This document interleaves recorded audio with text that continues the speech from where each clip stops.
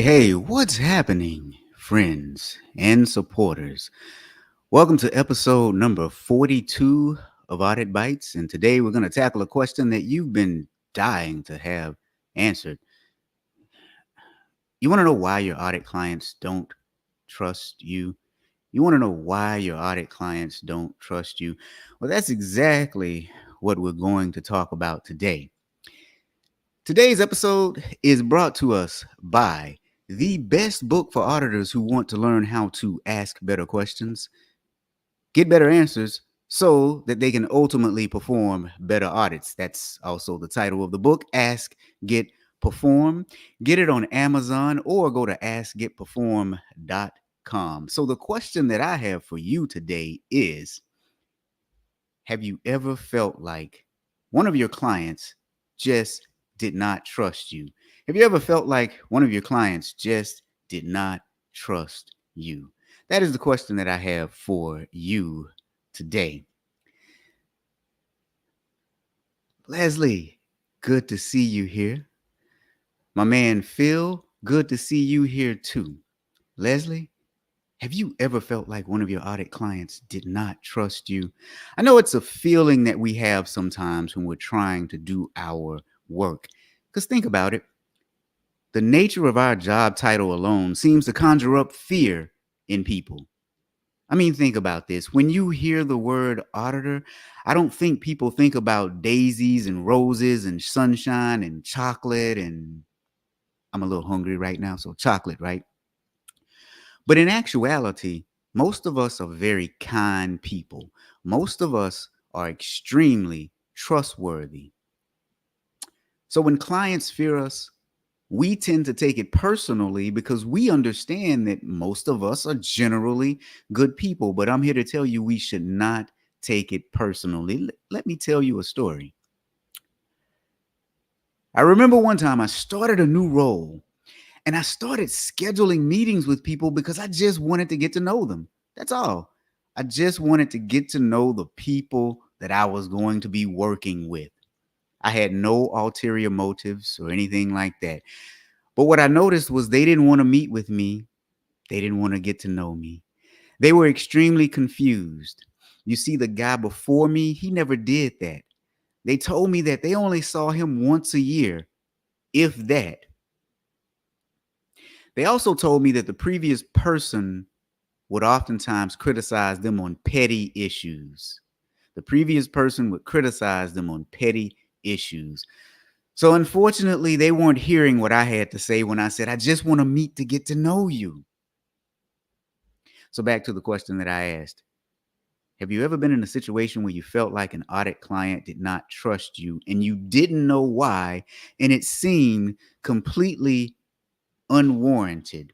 Now, while you take the time to answer that, let me tell you how it makes me feel and how this situation made me feel. You see, first I had self-esteem issues because I was wondering, like, why don't you like me? I'm a genuine person. I'm a likable person. So I took it personally. But I was new, so let's not forget that. But again, I hadn't done anything to any of them. At least not yet, right? But no, seriously, that was a joke. I hadn't done anything to any of them, so why the animosity towards me? Then after I, had my little self-esteem issues, I became a little bit upset, just a tad bit. You see, I'm an easygoing and kind person, or at least I'd like to think so, and many people who know me think so too. So why would someone or a group of people have any animosity against me? So my feelings were hurt. If any of you felt that way, you kind of had hurt feelings at this point. So first, you're a little upset and you have these self-esteem issues, wondering why don't they like you? Then you become really upset thinking, wait a minute, why don't they like you? um, so I was a little bit hurt. But at the end of the day, I needed to get out of my own feelings and think about, why were they behaving that way? I really needed to question, why were they behaving that way? Now, Randall says, absolutely. So absolutely you felt like clients didn't trust you. Yeah, it's a horrible feeling to have. It's a very horrible feeling to have. Elizabeth, hey, good to see you. Good morning to you too. Now, My friend Andrew is here, and Andrew says, I wonder why they wouldn't trust you. Do they suspect the auditor of having selfish motives? Here's what's really interesting. We are probably one of the only groups in an organization that does not have selfish motives. Like, what would our ulterior motive be? My man Mansoor is here. Good to see you, man. Yes, you've had that feeling too. Yeah, it's a horrible feeling to have. And I think too, hopefully I adequately and accurately describe the emotions that we go through. Because at first we're thinking, why don't you like us? And then sometimes that why don't you like us in a fearful way turns into a little bit of anger and resentment because we know that we're nice people. So today we're going to tackle that age-old question of why your audit clients don't trust you. You see, what I learned in this situation is that it wasn't personal. It wasn't personal. The problem was they'd had a previous bad experience with an auditor. So that's our first reason as to why clients don't trust us. They had a bad experience. They had a bad experience. They had a bad experience and they were drawing on that past experience and now reliving that in the present with me. But don't we all do that? When we encounter a new situation, we think about the past and we try to draw parallels between the past situation and the present situation. And then when we do move forward, we base the things that we've experienced or the things that we've seen happen to other people on what's happening right now. So that is normal. It is extremely normal for our clients not to trust us initially, especially when they've had a bad past experience. So in this particular instance, I needed to get over myself. I was the blockage here. But then that begs the next question. How in the world can we do that? How can we get over our own feelings and move forward? How can we get over our own feelings and move forward? So when you all encounter clients like that, how do you move forward? I'm just really curious to know, how in the world do you move forward? Now, Rima is here and she says, so far on all points applies to compliance. Yeah, it applies to compliance and audit. Definitely, 100%. We are like family, compliance and audit, folks, because we experience a lot of the same things. My friend, good to see you. Good to see you. Ooh, Randall says it was worse when you used to work as a consultant. Yeah, it is exponentially worse when you work as a consultant, because now not only are you seen as kind of like an auditor, but you're also the outside person coming into the organization. So how dare you come and try to talk to us and tell us things? So why audit clients don't trust you? The first reason is that they had a bad experience. But I don't want to just talk about the bad experience. I want to talk about how we can actually move forward from that. So the first thing you're going to do is probe their past. Now, I don't mean stalk them like a crazy boyfriend or girlfriend. The point is, they may have had a previous experience with an auditor that was bad. If so, they may actually share what that auditor did and what they didn't like. Now, that information can be very helpful to you so that you can avoid those same mistakes. Also, if they were mad at something that auditor should have been doing, let me rephrase that. If they were mad at something that auditor did and it was something that they should have been doing, you can possibly explain that to them so that they have a better understanding. And I'll give you an example of what I mean. In this particular situation where the client didn't trust me, the client stressed that the previous person would write them up on petty issues. And so I probed to find out, like, what do you consider petty? Now, they said in one instance, this auditor made an issue because their policy and procedure manual was not up to date. However, they had hired a technical writer to come in and write it, and that person was 96% complete. But yet they still put this in an audit report and they felt like it made them look bad. I don't know what your approach is to that, but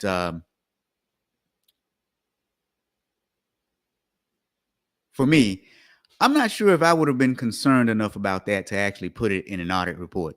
We would have had a verbal discussion about it. I would have notated it, and then we would have been done with it.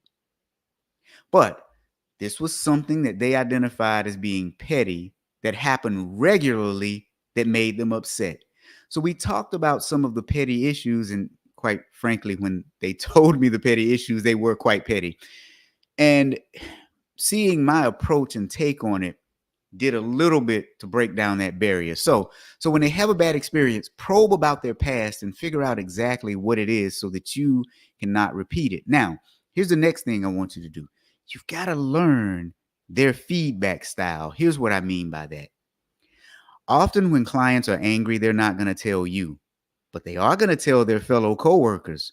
Sometimes they're afraid to speak up. Other times they're just too angry to, and then sometimes they don't know how to. So they won't tell you, but they're going to tell their fellow coworkers. They'll also let you know in subtle ways. For example, they'll be non-cooperative during audit engagements. You ever been stonewalled before while trying to complete an audit? Oftentimes there's an underlying meaning, and so we need to learn how they actually provide feedback on an audit function. Now, if it's in a non-productive way, you want to try and change that. For example, if they're gossiping to other people in other departments, why not come to you? You want to partner with them. But if they've had a bad experience, more likely than not, they're not going to speak up because they're afraid, because they're reliving that bad experience in their head right now. They're reliving that bad experience in their head. Oh yeah, Rima agrees with me totally. We're a professional family, compliance and audit. That's why you're here to learn. Well, I'm just the guy that shares my experiences. If someone learns from it, then that makes me happy. Wait a minute. Is this Elizabeth again? Yeah, Elizabeth is saying that feels nitpicky. Right. It does feel nitpicky to me too. But think about this. We didn't do it. Somebody before us did it. But now we have to suffer the consequences of that bad experience that our client had. That is why I suggest you probe their past. See what kind of experiences they've had in the past, because it's going to affect how they operate with you. Then you learn their feedback style, because they may not come to you and talk to you and tell you what has happened. Now, the third thing I want you to do, oh, there's not a third thing there. My bad. So yeah, probe their past, learn their feedback style, and then solicit information from them. If you learn that they've been talking about your department to other departments, confront the situation in a constructive way. Let them know that you're not like this bad experience so that you can move forward based on your own merit. Because trust me, we'll screw other stuff up. We, we don't want to be held accountable for somebody else's screw up. I only want to be held accountable for my own screw ups. Anybody else with me on that one? All right, Rajesh is here. As an internal auditor, even though we are part of the same organization and trying to do better collectively for the organization, still auditees think that we're not on the same side. Yeah, and I have a lot of courses where I talk about why that is, but if you think about it, no one really likes to be criticized, and that really is the impetus behind it. It's the fact that we come in and we do provide a little bit of criticism sometimes, and certain people can't take that the right way. Now then, on our end, sometimes we don't deliver it the right way. Sometimes we are destructive instead of constructive in the way that we deliver it. There's always two sides to every coin, as my grandmother used to say. So I want to thank you for joining me on episode number 42. We're not done yet. We are not done yet. I just like to take some time to thank you in the middle of the segment, and sometimes to tell you about some things that are coming up. So for me, what I have coming up is a course that's in the beta stage. It's artificial intelligence for internal auditors. And what I'm doing in that course is I'm teaching you how to use artificial intelligence in your internal audit engagements. Did you know that AI can actually do flowcharts for you? Did you know that?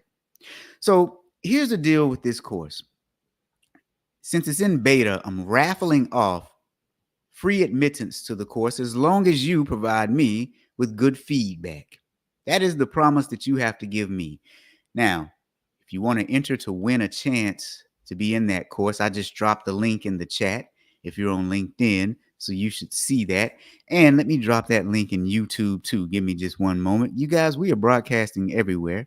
So I just dropped that link in YouTube and I dropped that link on LinkedIn. All you have to do is give me your name and email address and you'll be entered into the raffle. Again, the name of that course is, let's see here, Artificial Intelligence for Internal Auditors. Artificial Intelligence for Internal Auditors. Now, if that sounds like a course that you might be interested in, drop a yes into the chat for me right now. I just want to see who might be interested in that course. So now that I've gotten that out of the way, let's get back to our topic for today. Why your audit clients don't trust you. The first reason is because they've had a bad experience. Now, the second one, let me tell you about the second one. I've been talking to you about a very challenging client that I had. This client didn't want to give us documents that we needed to do our job. You see, they would drag their feet every time we asked to meet. They would also flip out when we asked them for access to their system. They would always ask the same questions. What are you going to do with that? Why do you need that? And then they would say, I don't think you need that information. So let's just say that it was a difficult dynamic. What we did was we moved forward in kindness.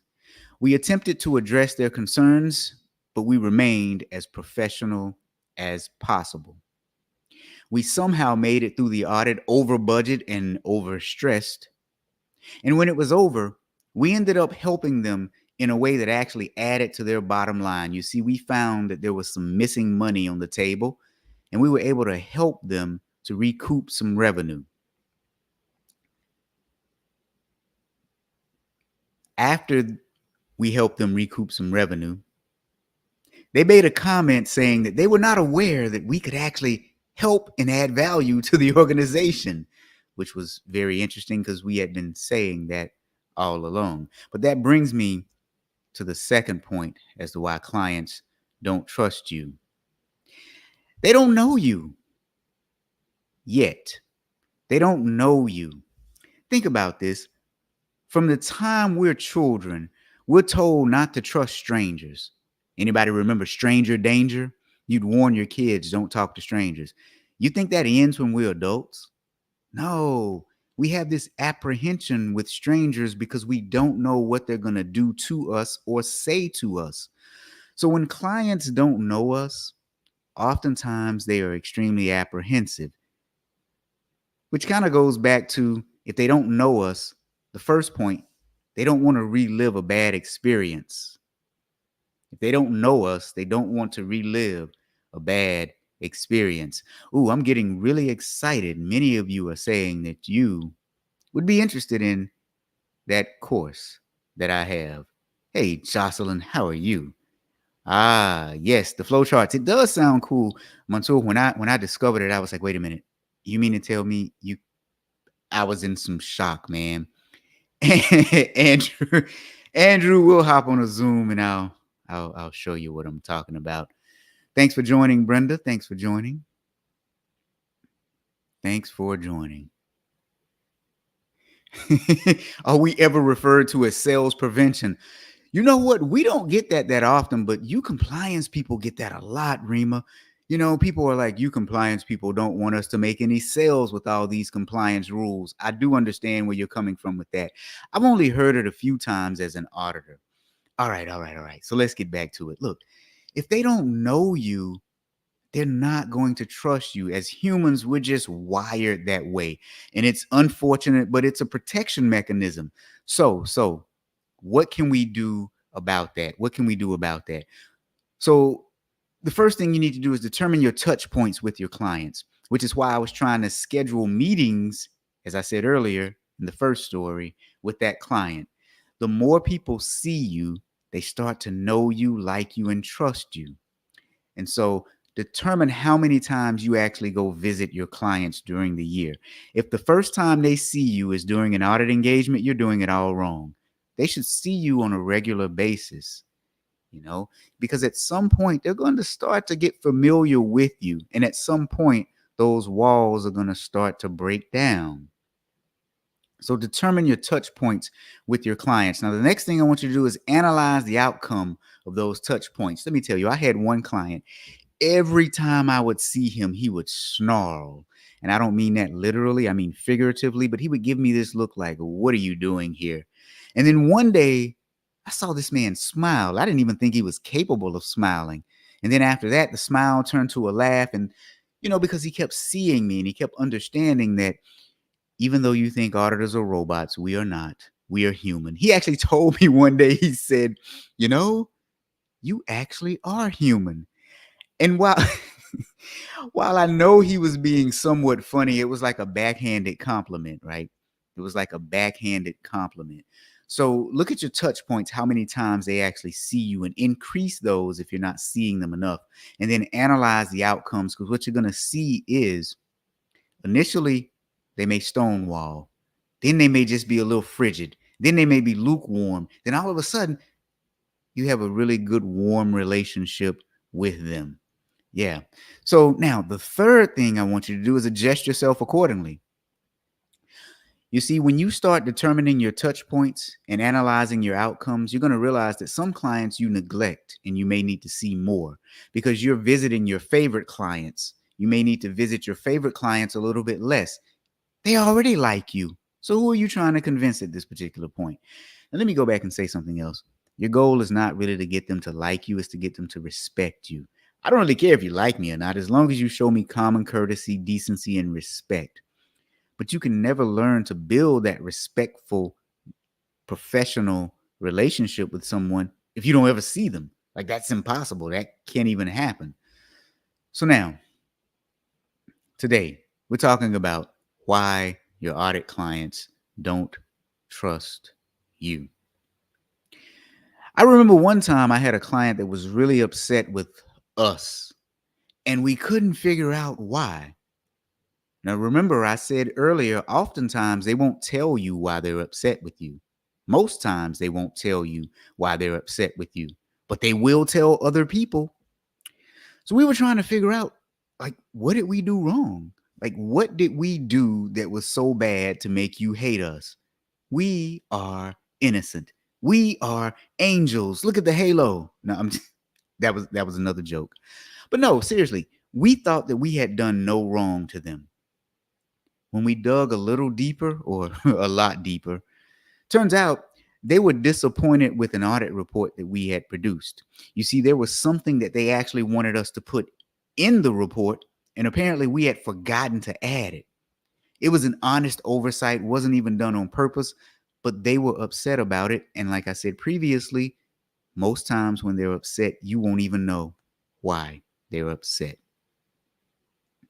So again, it was an honest oversight, but they were upset and they said nothing to us until we really pressed hard. Like, what is going on? Like, why such an attitude? No, we didn't say it exactly like that. So now this brings us to the next reason why clients don't trust you. And that reason is, well, you actually did do something. Like you actually did something to upset them.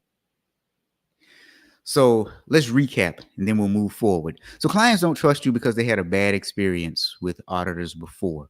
Has absolutely nothing to do with you, but now you are paying the penalty for someone else's past mistakes. You've got to fix that. The second reason they don't trust you is because they don't know you, at least not yet. How many people do you just automatically trust 100% the first time you meet them?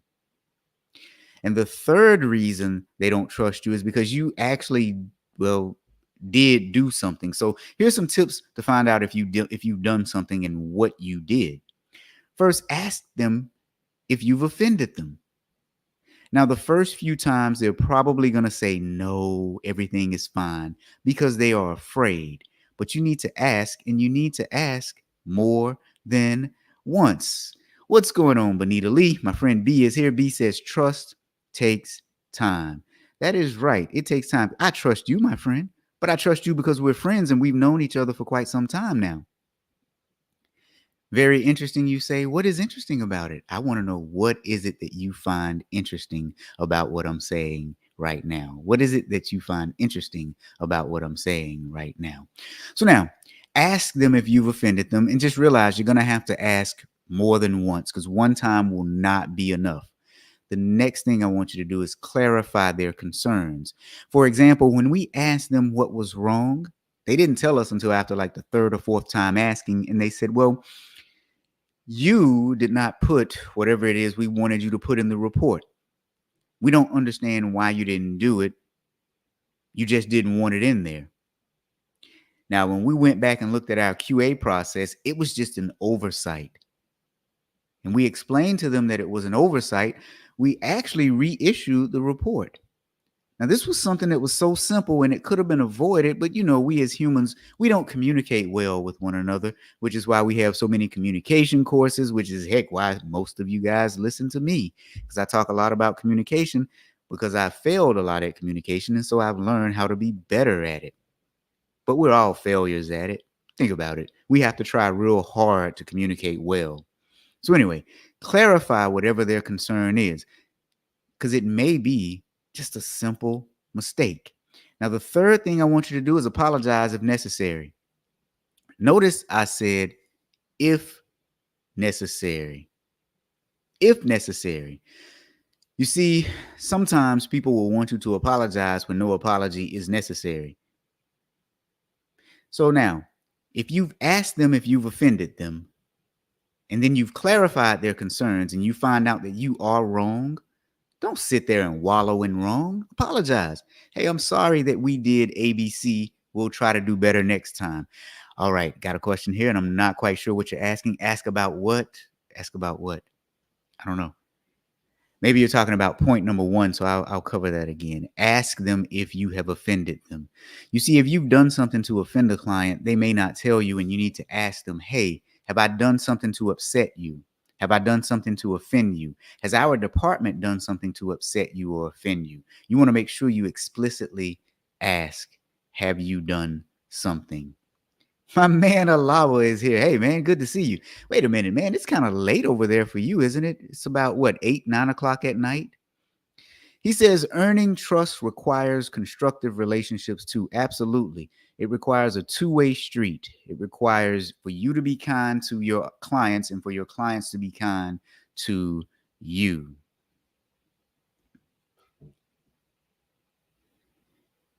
Oh, and Bonita and Rima are having a conversation here, and I don't know what the conversation is about, so I am going to step out of this particular conversation. All right, so listen. Episode number 42 of Audit Bites, Why Your Clients Don't Trust You. Listen, if you like this podcast, go to your favorite podcasting platform and subscribe. Also, leave us a review, preferably a 5-star review, please. Thank you. Here's the other thing. If you like my delivery and my style and the way I explain things, I am an audit trainer. That is what I do. So if your organization needs someone to come in and train their entire audit department, I guarantee you we can do it in an economically friendly manner, and you get good quality. If you are an IIA chapter and you need a trainer, you know who to call. Go to my website, thatauditguy.com. So thank you for joining me on this episode. And my friends, we'll see you next time. Goodbye.